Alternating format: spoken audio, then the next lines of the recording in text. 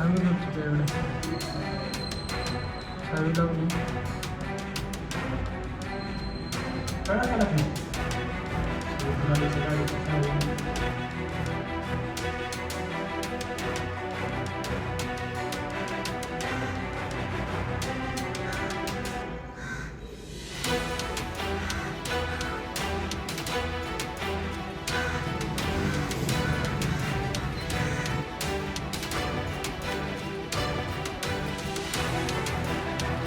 सगळ्यांना येईल असे असं लाईनीने थांबतो लाईनीने.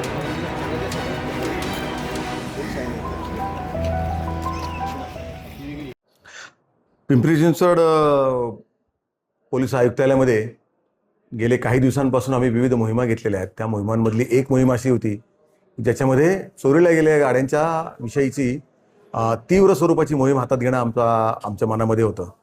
कारण गेल्या काही दिवसापासून असं लक्षात येत होतं की बहुसंख्य गाड्या ह्या तपास लागत नाही त्यांच्या आणि दिवसाला कमीत कमी 2 ते 3 गाड्या चोरल्या जात आहेत. त्या अनुषंगाने एखादी गँग आहे की नाही याचं खात्री करण्यासाठी आम्ही माहिती घेतली असता बावधन पोलीस स्टेशनची एक चोरी होती, मोटरसायकल झालेली स्प्लेंडर. त्याचा मागोवा घेतला युनिट 2चे अरविंद पवार आणि त्यांच्या टीमने. त्याच्यामध्ये असं लक्षात आलं की CCTV फुटेज या चोरीचं उपलब्ध आहे. साधारणपणे 100 ते 150 CCTV फुटेजेस उपलब्ध करत करत आमची टीम अशफाक पठाण या गुन्हेगारापर्यंत येऊन पोहोचली. त्याला ताब्यात घेतलं गेलं. ताब्यात घेतल्यानंतर त्याने मुकुंद हरदास नावाचा एक त्याचा मीडिएटर आहे त्याचं नाव सांगितलं, त्यालाही ताब्यात घेतलं गेलं आणि त्यांच्याकडे कसून तपास केल्यानंतर त्यांच्याकडून पुणे, पिंपरी चिंचवड आणि इतर भागातून चोरलेल्या 40 मोटरसायकल्स आम्ही ताब्यात घेतलेल्या आहेत आणि साधारणपणे 22 लाखाचा मुद्देमाल आम्ही जप्त केलेला आहे. या आरोपीची प्रोसेस काय होती आणि नेमका त्याला चोरीचा छंद केव्हापासून सुरू झाला किंवा कशामुळे लागला? हा आरोपी पाथर्डीचा राहणारा आहे, BA आहे, त्याची फॅमिली आहे आणि त्याला लहानपणापासून किंवा तरुणपणापासून स्प्लेंडर ही गाडीची आवड खूप होती आणि त्याचबरोबर स्प्लेंडर किंवा ही विशिष्ट गाडी काळ्या रंगाची स्प्लेंडर आणि विशिष्ट गाडी ही त्याचं ॲव्हरेज पण बऱ्यापैकी असतं आणि काही दिवसानंतर ती जुनी गाडी झाल्यानंतर साधारणपणे कुठल्याही चावीने उघडते असं म्हणतात. त्यामुळे ह्या 2 कारणास्तव त्यांनी ती गाडी चोरण्याचं सुरू केलं. पहिली गाडी जेव्हा चोरली त्यानंतर त्याच्या लक्षात आलं की ही गाडीची विल्हेवाट लावायला किंवा विकायला सोपं आहे आणि याच्याकडे कोणाचं लक्ष नाही. कारण सेकंड हँड किंवा जुनी गाडी चोरली तर ज्याची गाडी चोरीला गेलेली आहे तो सुद्धा खूप काही पाठपुरावा करत नाही असं त्याच्या लक्षात आल्यामुळे चोरलेली गाडी किती रुपयात समोरच्या व्यक्तीला अंदाजे आमचा शहरी भागात विकायचा की ग्रामीण भागात?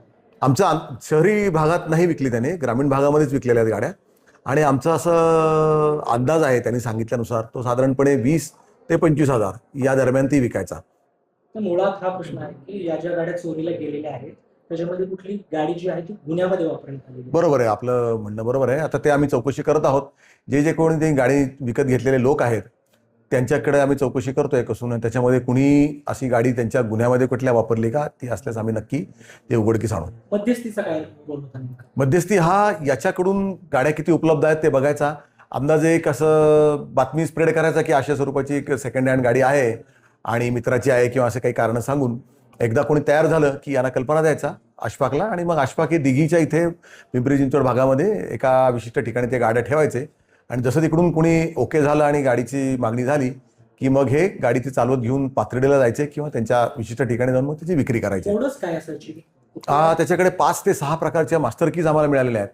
त्यामुळे तो अतिशय निष्णात झाला होता या गाड्या चोरण्यामध्ये आणि ती गाडी चोरल्यानंतर संध्याकाळच्या वेळी तो पाथर्डीवरून नगरवरून पुण्याला यायचा लक्झरी बसने, रेकी करायचा आयदर पुण्यामध्ये किंवा पिंपरी चिंचवड भागामध्ये आणि नंतर गाडी चोरल्यानंतर जेव्हा ती मागणी येईल तेव्हा तो चालवत ती घेऊन जायचा.